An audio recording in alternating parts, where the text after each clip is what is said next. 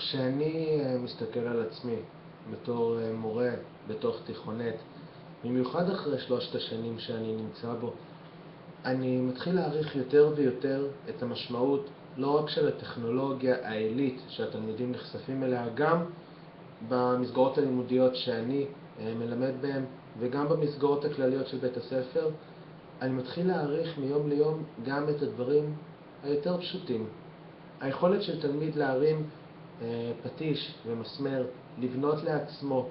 איזשהו פרי טריות, היכולת של התלמיד לקחת חומרי גלם, דברים שנראים לילד הממוצע בגיל שלהם בתור סתם פסולת, וליצור מהם משהו חדש.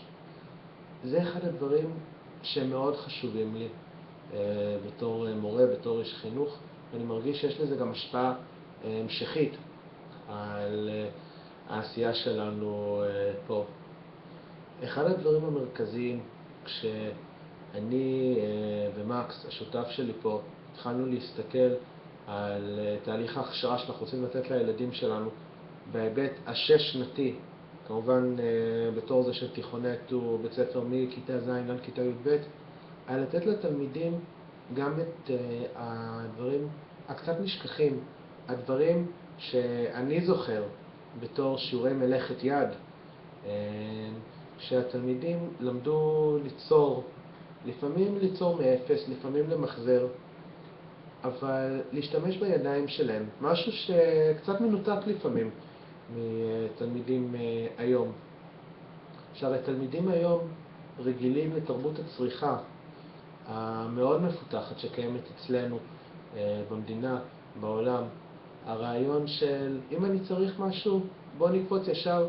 לאי-ביי או לאלי אקספרס ונזמין את הפריט שלנו בפרוטות, כאשר איזשהו פועל סיני בצד השני של העולם מייצר לנו את המוצר בעבור כלום כסף.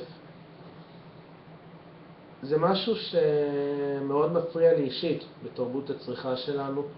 וגם אני כמובן לא חף מהשתתפות בתרבות הזו, אבל אם אני רואה משהו אחד שאני יכול להקנות לתלמידים שלי, זה ההבנה שהם יכולים גם ליצור עם שתי הידיים שלהם בחומרים מאוד פשוטים. אחד המיומנויות הבסיסיות שאנחנו מקנים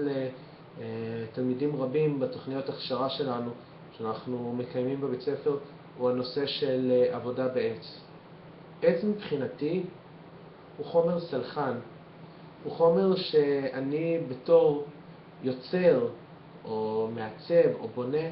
אני יכול לדבר עם החומר הזה, כמובן לא במובן המילולי של המילה, אבל אני יכול לתקשר עם החומר הזה, לאבד אותו מאוד בקלות, לפעמים באמצעים מאוד פשוטים. אני לא צריך מסורים ענקיים שזורקים ניצוצות לכל עבר, כמו שהמון פעמים קורה עם ברזל. אני יכול לפעמים עם שיפון או עם נייר שיוף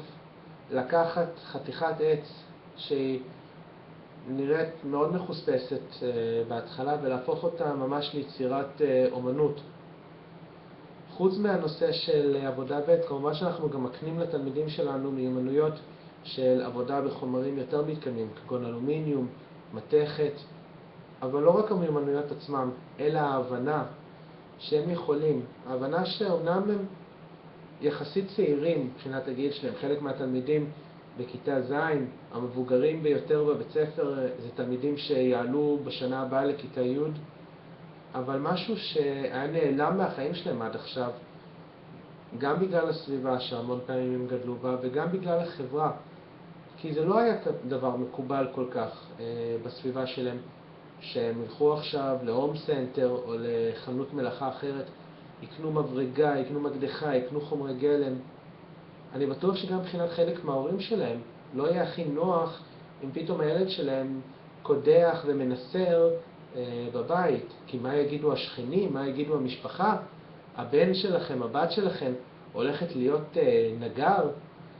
הבן שלכם הולך להיות פחח. זה לא תמיד המקצוע שנוח להורים לדבר עליו, אבל אנחנו נותנים פה מפלט המון פעמים, גם להורים, גם לילדים, לחוות את הדברים האלה בסביבה מוגנת, בתוך בית ספר שהוא עיוני לכל דבר, אבל לתת להם את הדבר הקצת נשכח הזה שנקרא מלאכת יד. אני מאמין שזה אחד הדברים המשמעותיים שאנחנו מצליחים לתת לילדים שלנו בתוכניות ההכשרה פה.